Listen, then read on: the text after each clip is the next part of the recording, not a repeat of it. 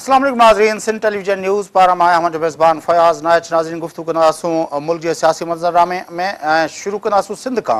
सिंध में काफ़ी वॾे अरसे खां वठी जेको हिकिड़ो टग ऑफ वार हुई एडी ख्वाजा जेको inspector general of police Sindh हुयो, जेको हिकिड़े ईमानदार ऑफिसर तौरु जंहिंजी हिकिड़ी रिकग्निशन आहे, जंहिंजी हिकिड़ी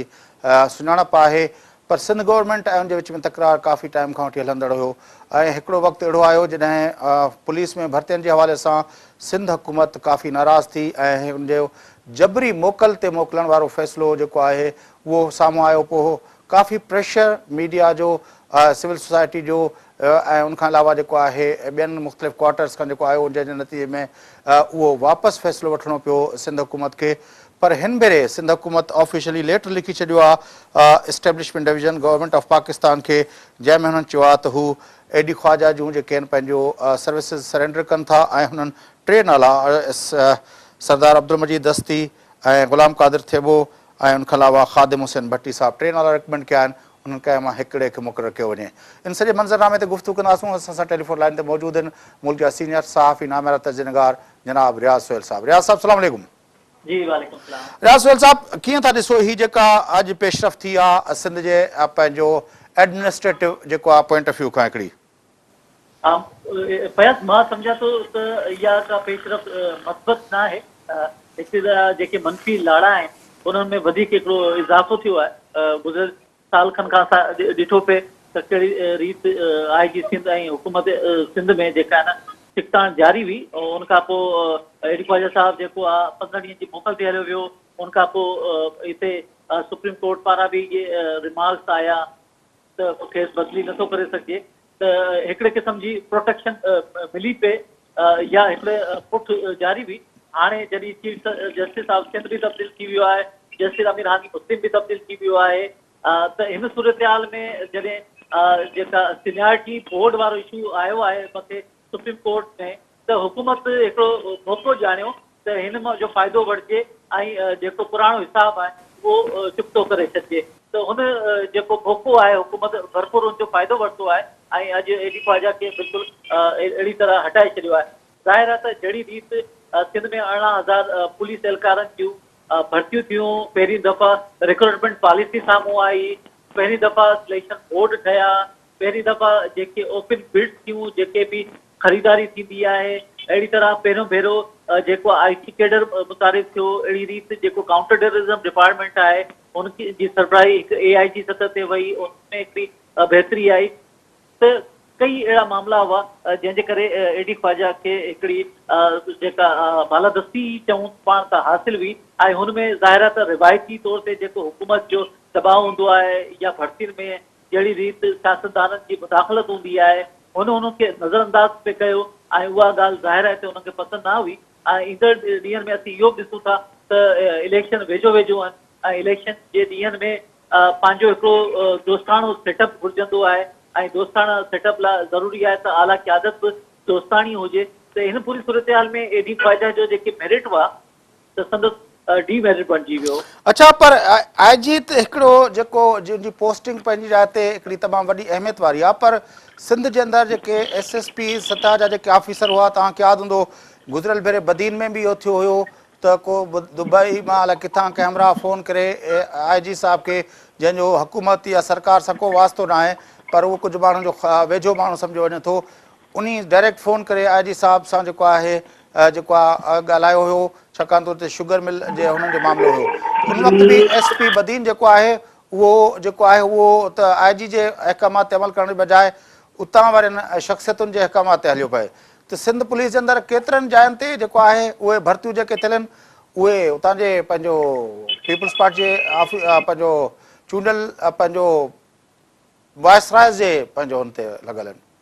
जी बिल्कुलु फयाज़, तव्हां सही चयो त माज़ी में असां ॾिसूं था त हिकिड़ा नौजवान उहे ज़िंदगी पढ़ी पढ़ी कमीशन ॾींदा हुआ ऐं हिकिड़ा उहा हूंदा जेके पेरेंट्स या ब्रदर्स कोटा ते भर्ती थींदा हुआ। उहे हाणे किथे कमिशनर आहिनि त किथे डिप्टी कमिशनर आहिनि त किथे SSPs आहिनि, त किन जी वरी वेझड़ाइप आहे उन्हनि सां। गुज़िरियल भेरे बि इहो जेको कमनि जी ख़रीदारी वारो मामिलो थियो, हुनमें हुन शख़्सियत जेको आहे उहा अहिड़े क़िस्म जी कई हुई जंहिंखां पोइ बकौल एडी ख्वाजा जी त तलब कलामी बि थी ऐं हुन खां पोइ इहो चयो त तव्हां पंहिंजे उहिदे ते न रहंदा ऐं आख़िर उहो इहो करे ॾेखारियो। त उहा ई ॻाल्हि मूं कई पई त जॾहिं हिकिड़े कमनि जी ख़रीदारी ते एतिरो वॾो दबाव अची सघे थो त जेका इलेक्शन आहे जेका 1.5 साल खां पोइ थियणी आहे उहो केॾो वॾो दबाव हूंदो ऐं हुन लाइ केॾे घुरबल ज़रूरतूं हूंदियूं। पर मां जेका ॻाल्हि रियाज़ सम्झणु चाहियां थो, हिते पाण सिंध में रहूं था, सिंध जे मुख़्तलिफ़ ज़िलनि में जेके SSPs वेठा आहिनि उहे मक़ामी तरह ते जेका पीपल्स पार्टी जी ज़िलनि जी जेका क़यादत आहे या उतां जा जेके चूंडियल नुमाइंदा आहिनि उन्हनि खे फॉलो करे थी पई। सुबुह खां वठी शाम ताईं सभई SHOs खां वठी ॿियूं जेके भर्तियूं मुक़ररियूं थियनि थियूं, कंहिंखे छॾिणो आहे कंहिंखे ॿधणो आहे, समूरा फ़ैसिला उहे SSPs उन्हनि पीपल्स पार्टी जे चूंडियल जेके आहिनि अॻुवाणनि जे बुनियाद ते कनि था पिया। IG उनमें कुझु बि रोल नथो अदा करे सघे छाकाणि त इहे सभई माण्हू पोस्टिंग्स वठनि था इन बुनियाद ते। बिल्कुलु ॻाल्हि इहा ताईं सही। जेकॾहिं IG ईअं मैटर न कंदो हुजे हा त मुंहिंजो ख़्यालु न आहे त खेसि ईअं अहिड़ी रीति जेको आहे न उनजी ख़िदमतूं सरेंडर कयूं वञनि हा। हिन खां अॻु में ओचितो गुलाम कादर थेबर साहिब जी दौर में बि सनाउल्लाह अब्बासी ऐं सुल्तान ख्वाजा जूं ख़िदमतूं हिकदमि सरेंडर कयूं वयूं ऐं पोइ का हुन में बैकग्राउंड में का ढील थी या छा पोइ वरी फ़ैसिलो वापसि थियो। त ईअं बि न आहे त सभु जो कुझु जेको आहे हुकूमत पंहिंजे वस में आहे, त कुझु अहिड़ा मामला आहिनि जंहिंमें ज़रूरु इहे माण्हू बि जेके आहिनि मैटर कनि था ऐं उहे माण्हू मैटर जॾहिं कनि था जॾहिं पंहिंजे उहो शऊर मुताबिक़ हलनि था ऐं उहो उन आॾो जेका आहिनि निर्माण नथा थियनि, आॾो झुकनि नथा, त उते इहो हिकिड़ो उसूली मौक़िफ़ अचे थो ऐं उसूली मौक़िफ़ जेको आहे उहो हिकिड़ो टकरा जी सूरत अख़्तियार करे थो। अच्छा, हाणे सिंध जे मंज़रनामे ते छा इम्पैक्ट वियो आहे त हिकिड़े अहिड़े वक़्त में जिते सिंध जा दर्जन खां वधीक जेके आहिनि सेक्रेटरी सतह जा माण्हू जेके आहिनि उहे हिन वक़्तु जेको आहे पंहिंजो बेल ते जेको आहे उहो कमु करे रहिया आहिनि पंहिंजनि पंहिंजनि पोज़ीशन्स ते। ॿिए तरफ़ असां ॾिसूं था त पंहिंजो शर्जील मेमन साहिबु जंहिंजे मथां एॾो वॾो नेब केस कयो पर उहो मोटी आयो आहे ऐं उहो बिल्कुलु हिकिड़े आम माण्हू वांगुरु पंहिंजी लाइफ हिते गुज़ारे पियो ऐं असांजो इदारा जेके आहिनि उहे हुनखे उहो प्रोटोकॉल ॾियण जे लाइ मजबूर आहिनि। डॉक्टर आसिम साहिब जे बारे में जेको एॾी जेको आहे हू कयो वियो उहो बि उते ऑपरेट करे पियो। असांजा जेके कुझु अर्सो पहिरियों जेको माण्हू गिरफ़्तार थिया, मेयर साहिबु गिरफ़्तार थियो, उनखां पहिरियों जेको आहे PSP जा अॻुवान गिरफ़्तार थिया, उहे सभई बि आज़ादु थी वेही रहिया। हिन अहिड़े मंज़रनामे ते जिते एॾा वॾा केस स्कैंडल्स मुख़्तलिफ़ सियासी शख़्सियतुनि जे मथां थियनि था, मुख़्तलिफ़ ब्यूरोक्रेट्स जे मथां आहिनि, उनमें एडी ख्वाजा जंहिंजी सुञाणप सुठी आहे, जंहिंखे माण्हू पसंदि कनि था, जंहिंखे कोर्टूं चवंदियूं त सुठो ऑफिसर आहे, उन खे हटाइण सां छा इम्पैक्ट वेंदो? मुंहिंजो ख़्यालु आहे त सभई हिकु जहिड़ा हुजनि इहो ई बहितर सम्झे पई हुकूमत। अहिड़ो को माण्हू न हुजणु घुरिजे रैंक में त जंहिंजो रेफरेंस ॾेई करे ॿियनि खे जेको ईअं चङो या बुरो चयो वञे त अहिड़ा ज़रूरी आहे त अहिड़ा माण्हू खे हटायो वञे। अदरवाइज़ एॾे वॾे अरसे खां सिंध हुकूमत जो पंहिंजो मुतालबो रहियो आहे। तव्हांखे यादि हूंदो त सिंध हुकूमत गुज़िरियल हुकूमत में इहो चवंदी रही आहे त वफ़ाक़ी हुकूमत खे त सिंधी IG हुजणु घुरिजे, सिंध जो चीफ सेक्रेटरी हुजणु घुरिजे ऐं या पंहिंजे पॉलिसी खां पंहिंजे मौक़िफ़ खां यू टर्न वठी करे फ़िलहालु अब्दुल मजीद दस्ती खे उन्हनि जेको आहे IG जी ज़िम्मेदारी ॾिनियूं आहिनि। पर मूंखे लॻे थो त दस्ती साहिबु जेको आहे न ॾाढो यारवेस माण्हू आहे ऐं सांगड़ जे दौर में बि कई अहिड़ा वाक़िया थिया हुआ। हुन खां अलावा बि अहिड़ा कई वाक़िया थिया आहिनि जिन में उन्हनि मक़ामी पार्टी सां पंहिंजी दोस्ती निभाई हुई। त ईंदड़ वक़्त में बि उन्हनि लाइ जेको दस्ती साहिबु आहे उहो वधीक सूटेबल आहे। त इहो जेको पीपल्स पार्टी पंहिंजो मौक़िफ़ तब्दील कंदी रही आहे, त हिन करे हाणे मुंहिंजो ख़्यालु आहे त हिकु वाज़े तौर ते इहे ॻाल्हियूं अचनि घुरिजनि त नज़रियाती मौक़िफ़ कुझु ई कान हूंदो आहे, हर वक़्तु नज़रियाई ज़रूरत हूंदो आहे जेको वक़्त सां गॾु तब्दील थींदो रहंदो आहे। पर हीउ जेको असां ॾिसूं था हिन वक़्तु ऑपरेशन हलंदड़ आहे ऐं ऑपरेशन कराची ऑपरेशन हलंदड़ आहे ऐं उनमें सिर्फ़ु सिंध हुकूमत जो मसइलो न आहे, ॿिया केतिरा इदारा आहिनि उहे उनखे ॾिसनि था। ख़ुदि कोर्टुनि जे अंदरि केतिरा मामला आहिनि, जीअं गुज़िरियल भेरे बि कोर्ट जी या फाइंडिंग्स असांजे साम्हूं आयूं। अहिड़ी सूरत हाल में इन तरह जो फ़ैसिलो यूनिलेटरली करणु हुकूमत जे पारां ऐं जेको को सबबु ई नज़र कोन थो अचे, जेको ज़ाहिरी तरह को सबबु हुजे त को एॾो वॾो वाक़ियो थी वियो आहे, छाकाणि त लॉ एंड ऑर्डर जी सूरत एडी ख्वाजा जे दौर में बहितर थी आहे।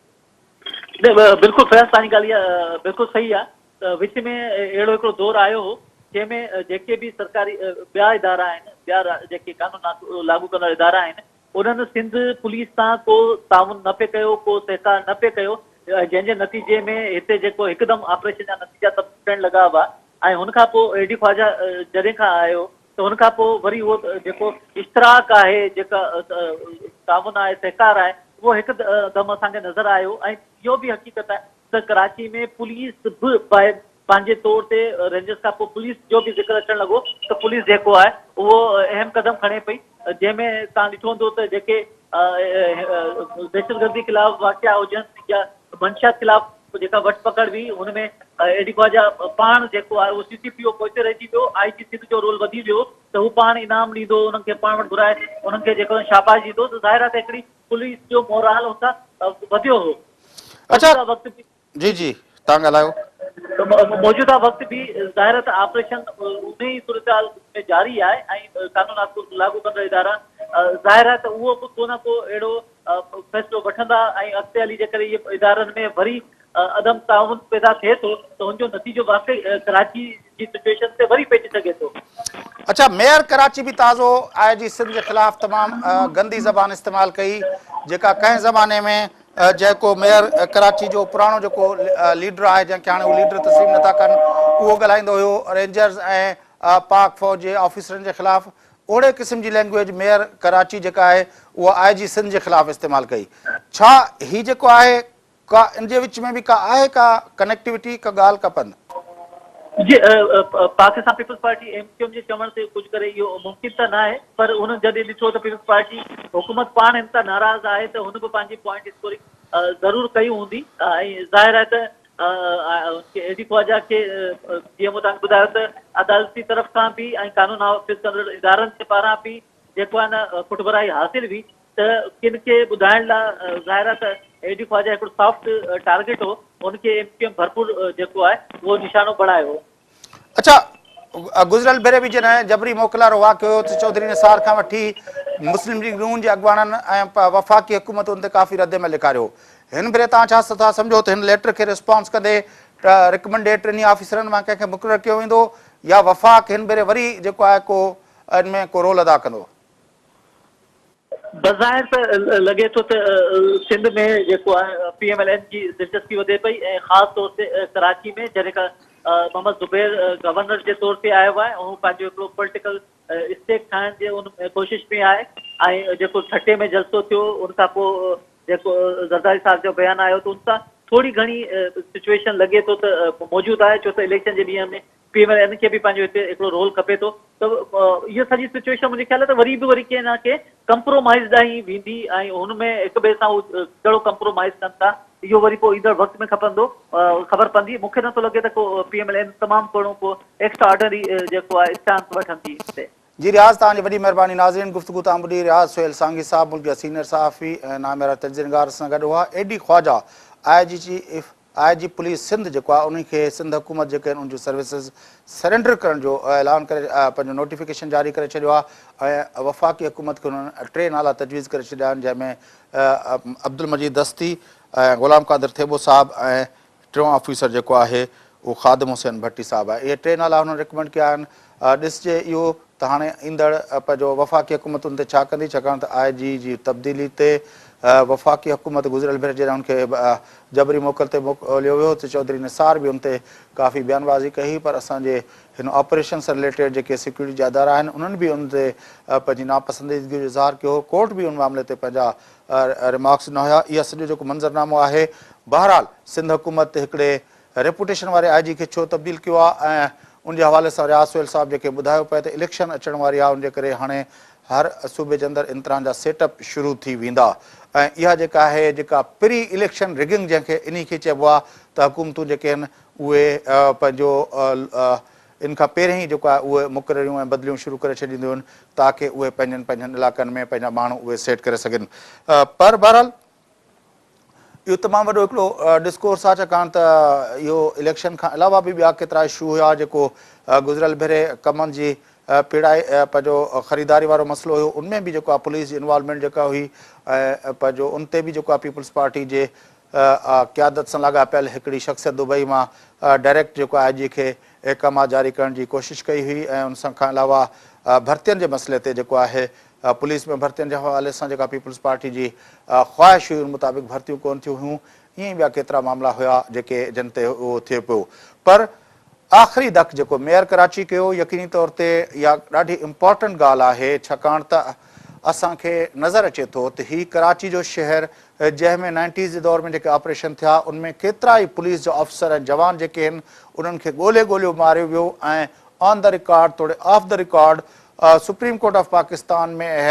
हियरिंग जे दौरान तोड़े पुलिस ऑफिसरनि वटि तोड़े ॿियनि इदारनि वटि बार बार इहो हर माण्हू सम्झे थो त उहे जेके माण्हू हुआ उहो MQM जे ख़िलाफ़ु ऑपरेशन में जेको आहे उहे इन्वॉल्व हुआ जंहिंजे करे उन्हनि खे ॻोल्हे मारियो वियो ऐं उहा जेका MQM हुई जेका अॼुकल्ह MQM पाकिस्तान आहे जेका जंहिंमें फारूक सत्तार बि शामिल आहे त जंहिंमें मुस्तफ़ा कमाल बि शामिल आहे जंहिंमें मेयर पंहिंजो वसीम अख्तर बि शामिल आहे जंहिंमें जेको आहे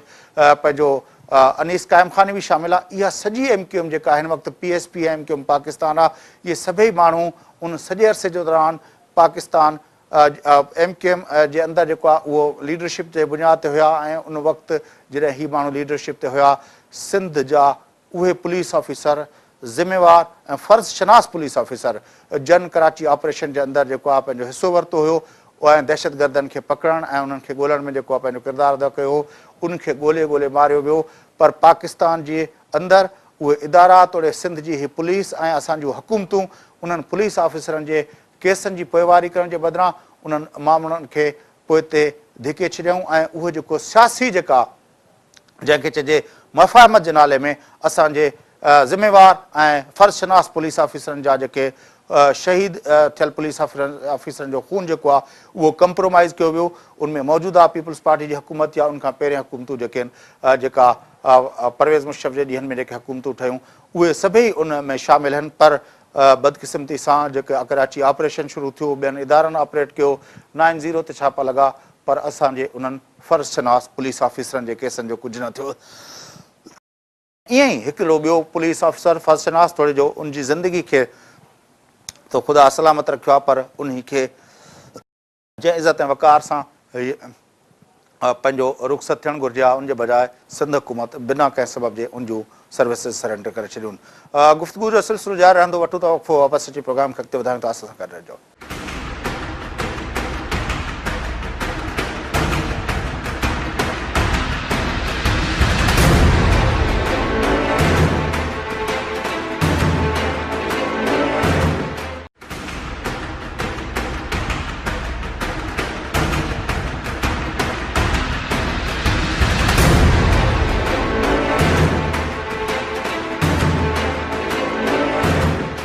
वेलकम बैक नाज़रीन जो प्रोग्राम जे सिलसिले खे अॻिते वधायूं गुफ़्तगू हलंदड़ हुई IG सिंध जे बदिली जे हवाले सां सिंध हुकूमत उनजूं सर्विसिस सरेंडर करण जो नोटिफिकेशन जारी कयो आहे उन सां गॾोगॾु वफ़ाक़ खे हिकिड़े लेटर ज़रिए गुज़ारिश कई वई आहे त 3 नालनि मां कंहिं बि हिकिड़े खे IG सिंध मुक़ररु कयो वञे उनमें मजीद दस्ती साहब अब्दुल मजीद दस्ती साहब ऐं ग़ुलाम कादिर थेबो साहब ऐं टियों नालो जेको आहे उहो ख़ादिम हुसैन भट्टी साहब जो आहे इन सॼे मंज़रनामे ते सिंध जे अंदरि जेको गवर्नेंस जो इशू आहे मजमूई तौर ते ऐं ब्यूरोक्रेसी जेको रोल आहे पुलिस ॿी सिविल ब्यूरोक्रेसी उन हवाले सां गुफ़्तगू कंदासूं अॻूणे वफ़ाक़ी सेक्रेटरी मुल्क जे मारूफ़ टेक्नोक्रेट ऐं दानिश्वर जनाब फज़ला कुरैशी साहब सां चो त हुन सां गुफ़्तगू कंदा आहियूं साईं कुरैशी साहब सलाम अलैकुम वालेकुम सलाम फयाज़ कुरैशी साहब छा सम्झो था जेको अॼु जो ही फ़ैसिलो आयो आहे सिंध हुकूमत जो केतिरे हद ताईं मुनासिबु आहे ऐं उनजा छा सबब सम्झो था एक ॻाल्हि ॿुधो न ख़्वाजा साहब के जेका पीपल्स पार्टी हैराकी आहे उन कॾहिं हुनखे तस्लीम ई कोन कयो ऐं हिकिड़ो क़िस्म जो जेका जंहिं नमूने हो IG जेको कढियो वियो हो त उनखे रेस्टोर या थोरो पंहिंजो कॉन्फिडेंस गेन करण लाइ ख़्वाजा साहब खे हिननि रखियो ऐं हिनखे उमेदु हुई त शायदि ख़्वाजा साहब हिननि जे मुताबिक़ डिलीवर कंदो पर जेका बि हालतूं थियूं उन में असांखे इहो महसूसु पियो थिए त ख़्वाजा साहब घणो हली कोन सघंदो उथंदे हुन अहिड़ा फ़ैसिला कया जेको पीपल्स पार्टी जो मुरवजा तरीक़ेकार आहे उहो हिन सां टकराव में अची विया इन जे करे हुननि तव्हांखे यादि आहे त 1 महीनो 1.5 अॻु बि हिननि इहा अटेम्प्ट कई पर संभावना अगरि सुप्रीम कोर्ट उहे कहिड़ा फ़ैसिला हुया ख़्वाजा साहब जा जंहिंजे करे पीपल्स पार्टी जे मुरवज तरीक़ेकार सां जेके टकराव ॾिसो न हिकिड़ो त जेके डेली जेको रूटीन जो पोस्टिंग ट्रांसफर्स आहिनि जंहिंमें घणो करे इंट्रस्टेड हूंदा आहिनि पंहिंजा सियासतदान उनखे हिन डिस्करेज कयो बंदि त कोन करे सघियो पर कंहिं हद ताईं डिस्करेज ॿियो हिकिड़ो सेट ऑफ पुलिस ऑफिसर्स हो जंहिंमें हे ख़ुशि कोन हो जेको सम्झे पियो त टकराव में त उहे पुलिस ऑफिसर उन्हनि खे हिन कढी छॾियो उहे कंहिं ज़रूरु उहे कंहिंजा माण्हू हूंदा टियों जेको वॾे में वॾो जेको सबबु जेका रिक्रूटमेंट थी त उन ज़माने में जेका बि थोरी घणी रिक्रूटमेंट थी ख़्वाजा साहब उहा तमामु शिफ़ाफ़ हुई जंहिंमें इहो चयो वियो असांखे मीडिया जे थ्रू पई ख़बर पए त ग़रीब माण्हुनि जा ॿार बेपहुच माण्हू बग़ैर पैसनि जे बग़ैर रिश्वत जे पंहिंजे मेरिट ते पंहिंजे लियाकत ते अची विया पुलिस जी नौकरीअ में। इहे टई ॻाल्हियूं जेके आहिनि पीपुल्स पार्टी कल्चर जे अगेंस्ट हुयूं। ऐं हू जेको ॿियो मसइलो थियो जंहिंजे करे लास्ट टाइम हुनखे जबरी मोकल ते मोकिलियो वियो को दुबई मां को अमरा हो वॾनि साहबनि जो सां हुनजो तालुक़ु हुयो शुगर कैन जी जेका मामिलो हुयो ख़रीदारी वारो बदीन वारे SP साहब खे उहो हा उन में घणा ई इशू उहे बि इशू हूंदा पर जनरली जेको आहे इहो असल ॻाल्हि आहे जेको सही माण्हू कमु करे थो भाया त हुनखे मौजूदा सूरत हाल में सूट कोन थो करे इन जे करे हुनखे कढियऊं। हाणे लास्ट टाइम बि हाणे जॾहिं मां हिकु दफ़ो पंहिंजे कराची जेके नामरनि वकीलनि सां ॻाल्हायो त हुननि चयो त हिन ते बि शायदि वरी इंटरवेंशन कोर्ट कंदी छाकाणि उहे जेके कोर्ट जा ऑर्डर आहे त उहे हिकिड़े पीरियड ताईं हुआ जंहिंमें हिननि चयो त भई तव्हां मिनिमम हेतिरो पीरियड रखो छाकाणि अॼुकल्ह सरकारी ऑफिसरनि जो बाय एंड लार्ज जेको टेन्योर थींदो आहे लॉ कोन्हे पर प्रैक्टिस आहे त तव्हां सेक्रेटरी लेवल जो ऑफिसर या IG लेवल जो ऑफिसर घटि में घटि 3 साल तव्हां रखंदो। ऐं नंबर 2 त जेको जेके हेठि ॿिया जेके डिपार्टमेंट्स आहिनि जेके जंहिंमें चीफ इंजीनियर ॿिया जेके एग्जीक्यूट कनि था प्रोजेक्ट्स उन्हनि खे तव्हां 4 साल रखंदव।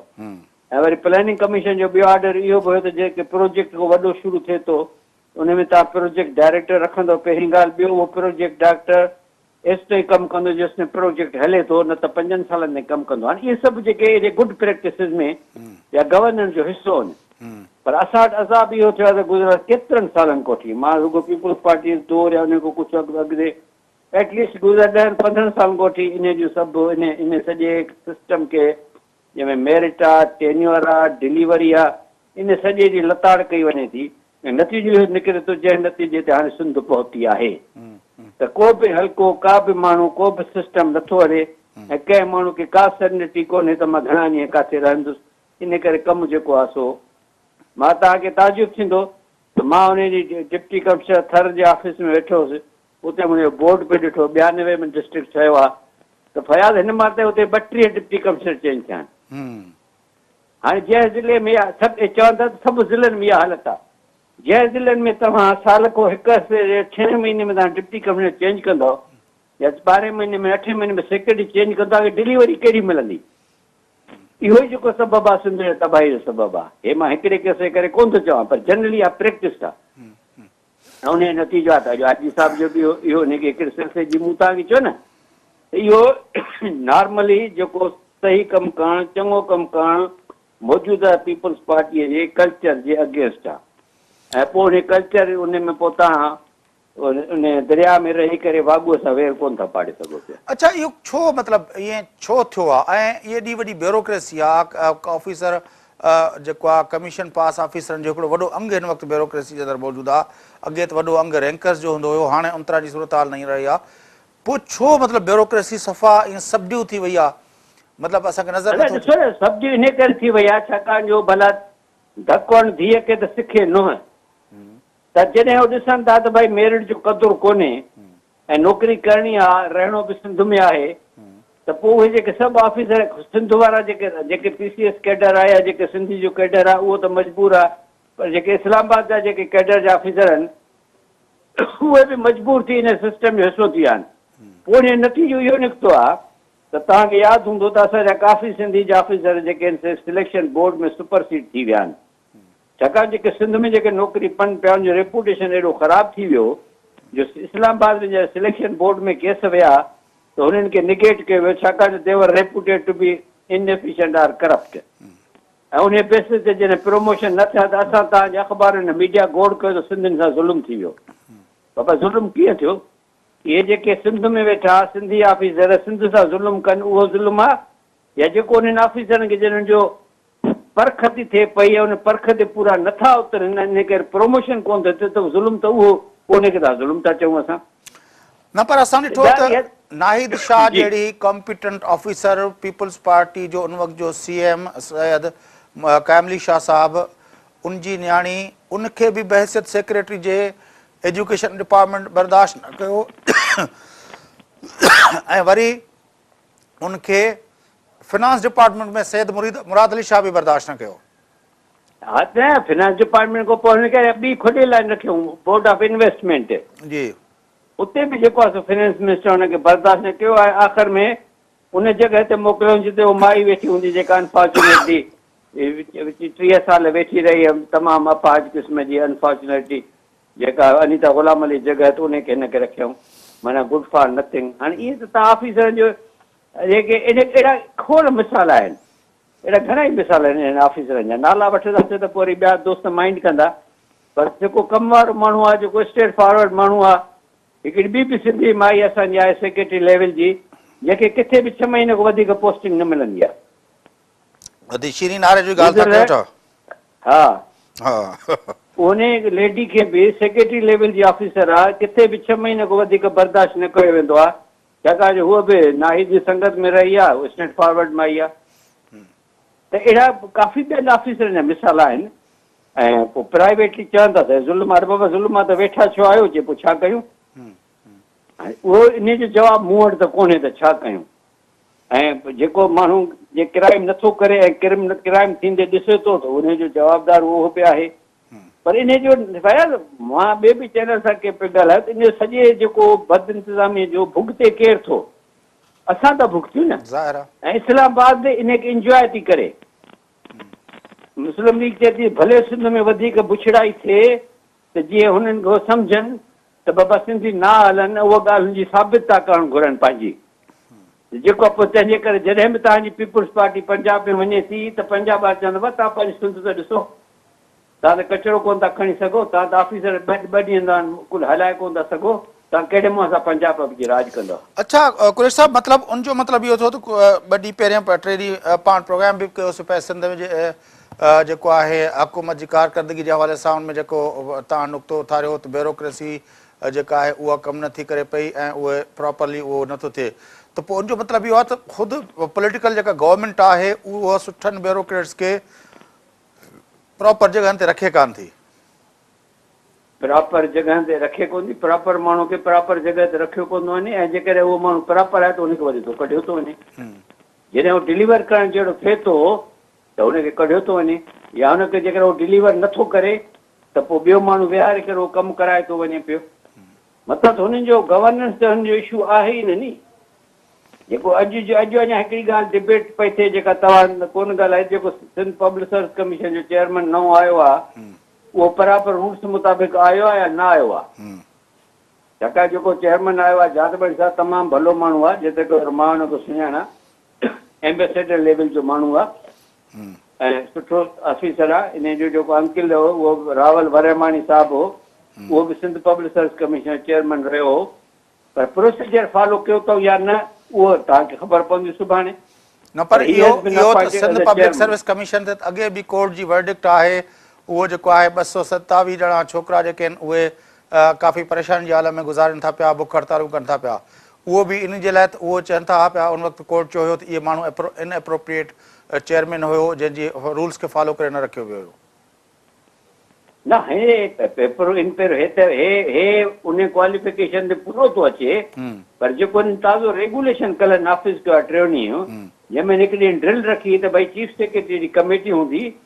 उहो चीफ सेक्रेटरी पैनल मोकिलींदो, उहा पैनल में हिकिड़ो माण्हू थींदो। हाणे इहा जेको ड्रिल फॉलो थी आहे या न थी आहे इहा हिन जी मूंखे ख़बर न आहे। इहा drill is part of the regulation, छाकाणि जेकॾहिं इहा ड्रिल थी रही हुई त पोइ छो हिननि शब्बीर शेख खे एक्टिंग चेयरमैन कयो? अच्छा प्रोसेस वाज ऑन, ही जेको आहे त उहो प्रोसेस न थियो आहे त वरी योगा चैलेंज थींदो। ही जेका तव्हां ॻाल्हि कयो था 25 सालनि में 32 पंहिंजो DC रखिया विया, उते पंहिंजो थर पारकर जी ॻाल्हि कयो था, उमरकोट जी ॻाल्हि कयो था, थर पारकर, पोइ इहो जेको सिलसिलो आहे कीअं मतिलबु कीअं पाण सिंध जे अंदरि हेठी सतह ते उहा ग्रिप मज़बूत थिए ब्यूरोक्रेसी जे थ्रू? किथे थी थिए मज़बूत यार? रिज़ल्ट पुअर रिज़ल्ट छो था अचनि पिया? छाकाणि जो ऑफिसर खे कमु करणु नथो ॾिनो वञे बिकॉज़ ऑफ एनी रीज़न। मूंखे सखर मां हर 6 महीने सखर में मूंखे नए DC सां मिलाईंदा आहिनि। पर सखर में चवंदा आहिनि त DC गुज़िरियल 8 सालनि खां वठी ख़ुर्शीद शाह या इस्लामुद्दीन शेख जी रिकमेंडेशन ते रखिजबा आहिनि। त पोइ हर हंधि इस्लामुद्दीन शेख ख़ुर्शीद जा आहिनि न, ये रुगो सखर में त कोन आहिनि, हर हंधि वेठा आहिनि बाबा। पोइ उहे रखराए पोइ पाण छो हटाईंदा आहिनि? उहे रखराए न त ॾिसो न, हर माण्हू हिकिड़ी लिमिट थींदी आहे न प्रेशर जी, कॾहिं त माण्हू जो ज़मीर जाॻंदो न, या कंहिं हद ताईं त हिकिड़ो करे सघंदो, पोइ कंहिं हद खां पोइ माफ़ी वठंदो। हाणे यूनिस धागा हेॾो कमु कयो 2.5 साल फेडरल गवर्नमेंट जे लाइ, कल्ह हुनखे अनसेरेमनियसली ट्रांसफर करे छॾियऊं, पर हुनखे त ख़ैर ज़ाती तौरु ही वाज़ हैप्पी छा ही बिकम सेक्रेटरी कॉमर्स, पर नाराज़गी साहिबनि जी त इहा थी थिए न त तव्हां 20 कम कयो, हिकिड़ो न कयो त तव्हां छुटो, त इन करे पोइ तव्हां छो था कमु स्टेट लाइन रखो, जेका तव्हांखे नौकिरिणो आहे नौकिरी में त हिकिड़ी स्टेट लाइन रखो, ब्यूरोक्रेसी जो कमु आहे स्टेट लाइन रखणु, क़ाइद अज़म हुननि खे ईअं चयो त बाबा तव्हां क़ाइदनि खे फॉलो कयो, बाक़ी ॻाल्हि खे छॾे ॾियो, ऐं किथे बि लिखियलु न आहे बुक्स में त तव्हां पॉलिटिशियन खे फॉलो कयो, you have to go by book. त तव्हां जीअं ब्यूरोक्रेसी हुननि डिस्कस कयोसीं त मां ब्यूरोक्रेसी खे इक्वली रिस्पॉन्सिबल थो कयां पॉलिटिशियन जेतिरो बि, पर असां ॾिठो हुयोसीं bureaucracy must have a spine, न त तव्हां नौकिरीअ में न अचो त स्पाइन खणी अचो, क़ाइदा कानून फॉलो कयो, घणियूं घणियूं बदिलियूं थींदियूं तव्हां। परवेज़ मुशर्रफ जे ॾींहंनि में तव्हांखे यादि हूंदो त जॾहिं इहो नओं बलदियाती निज़ाम लागू कयो वियो त उनमें DCOs ऐं जेके ज़िले नाज़िम हुया उथंदे जीअं थिया हुया त काफ़ी ज़िलनि में असांखे हिकिड़ा कन्फ्लिक्ट नज़र आया हुया त ज़िले नाज़िम चए पियो त मां पंहिंजो वायसराय आहियां ऐं मुंहिंजा सभु हुकुम मञा वञनि, जिते कुझु जाइनि ते जेको आहे DCOs चयो हुयो त न असां बाय बुक वेंदासूं, बाय रूल वेंदासूं, ऐं पोइ काफ़ी DCOs खे तब्दील करिणो पियो हो। हाँ, DCO खे तब्दील करिणो पियो, बाक़ी करप्ट थी विया, करप्शन हिसेदार थिया, छाकाणि चेक ॿिन्ही खे साइन करिणो हूंदो हुयो, ऐं जीअं मूं तव्हांखे चयो त सिंध में रैम्पट करप्शन ऐं मिसमैनेजमेंट मुशर्रफ जे ज़माने खां शुरू थी वधीक, इहो इन जो मिसाल तव्हां मूंखे ॿुधायो, उहा पैटर्न बंदि कोन थी, इन खां अॻु में बि हुई, हे पोइ ब्यूरोक्रेसी वीकनेसिस थियूं, पोइ कॾहिं ब्यूरोक्रेसी चवंदे त फ़ौज असांखे मोचड़ हणी करे सिधो करे छॾियो, असां नथा कमु करे सघूं, कॾहिं मुशर्रफ वारो रूल थो अचे डिस्ट्रिक्ट नाज़िम ते वञे, पर जेके कमु करिणो आहे से कमु कनि था, छाकाणि सभु त ख़राबु कोन्हनि। कुरैश साहब तव्हांजी वॾी महिरबानी। नाज़रीन गुफ़्तगू तव्हां ॿुधी फज़लुल्लाह कुरैश साहब मुल्क जे नाम्यारा दानिश्वर मारूफ़ टेक्नोक्रेट अॻूणा वफ़ाक़ी सेक्रेटरी सां गॾु हुआ। सिंध जे अंदरि IG जी तब्दीली उनखां पोइ जेको आहे ब्यूरोक्रेसी ऐं गवर्नेंस जा मामला जेके हुआ उन ते तफ़सील सां गुफ़्तगू थी। इन सां गॾु प्रोग्राम जो वक़्तु पूरो थिए थो। पंहिंजे मेज़बान फयाज़ नाशकीन इजाज़त सदाई गॾु।